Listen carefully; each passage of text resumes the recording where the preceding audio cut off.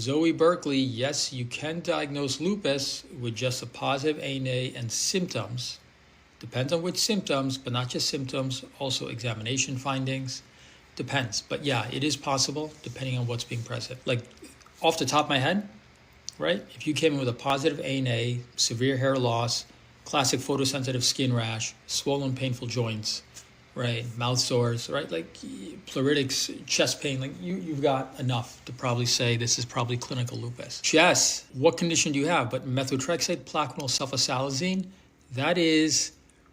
it's very interesting. In the late 90s, that was the state of the art for treatment, and it worked pretty well. And the data back then, the studies that came out then showed that it worked as well as some of the biologics, the TNF blockers.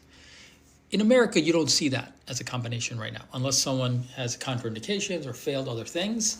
But in large parts of the world where they don't necessarily have access to the same meds or biologics that we do here, that combination is still good. Morgan Slugans, 25 years old, diagnosed with gout.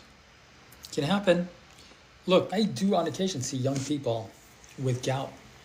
And in particular, I'll see young men sometimes in their early 30s with gout. And I'll try to advise them that, look, this will get worse if you don't make some changes here. Like, you need to make life changes. This is your body telling you something's going on.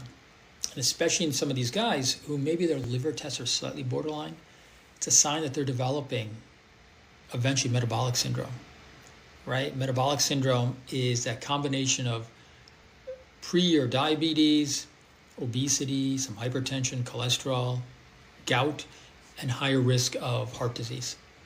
So sometimes you can catch some of these young folks where they have maybe some early onset gout, a little bit of liver tests, and you can almost predict for them. If you don't make dramatic lifestyle changes, heart disease is coming fast in the next 10 to 20 years for you.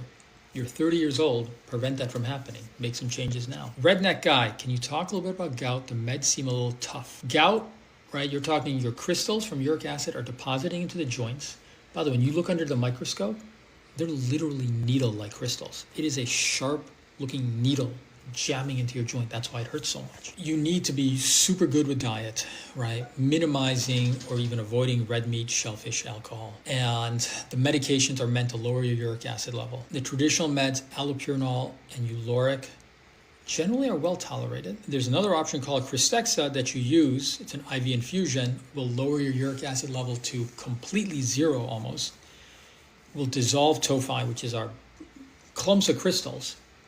It's a dramatic treatment. The problem is, it is a pain in the butt treatment. I feel like the company that made this should have done a better job. It's given every 2 weeks, which is a hassle. There's a high rate of allergic reactions, so your physician needs to give you steroids at the time of treatment. They need to put you on another treatment like methotrexate or Imuran or Cellcept to prevent the reactions. Like it's a hassle, but it works dramatically well when it's tolerated.